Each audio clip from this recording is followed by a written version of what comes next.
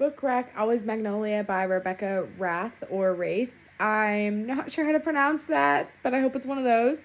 I gave this book 4 out of 5 stars. It is an emotional roller coaster. It starts out with our FMC. She is still in high school and her parents are gone. And so she has to go into the care of her aunt and uncle who lives states away. And she's grown up with these 3 boys that were her best friends. She loved them. And she promises she's going to call and write, and they do too. And then she gets to her aunt and uncles, and they are abusive. And she wants to talk to them, but she slowly it dwindles because they start restricting things from her, and she thinks they stop writing, but they don't. They actually continually write her, but they hide that from her. Her aunt and uncle do.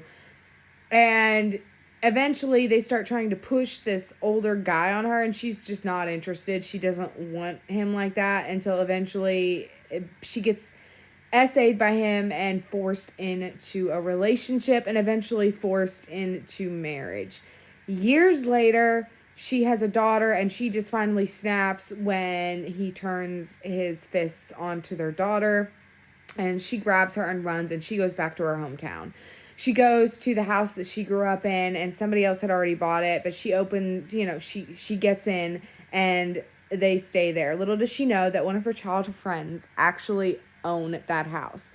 And when she takes her daughter to the doctor, because she's pretty sure her daughter has a broken arm, but she couldn't take her anywhere back home because he wouldn't let her, the doctor is actually one of her childhood friends as well. And so they're slowly trying to reconnect with her. Like, all 3 of them start reconnecting with her, and she finds out a lot of things about her past and their past. Like, they never stopped trying to talk to her, and, they even had surprise visits where they learned things they didn't like about her, but they didn't understand what was actually going on.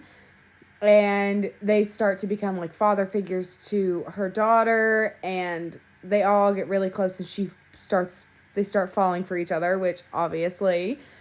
And yeah, so what happens when her husband finds her, and like, can they make it work? Can she push past this trauma and find love again?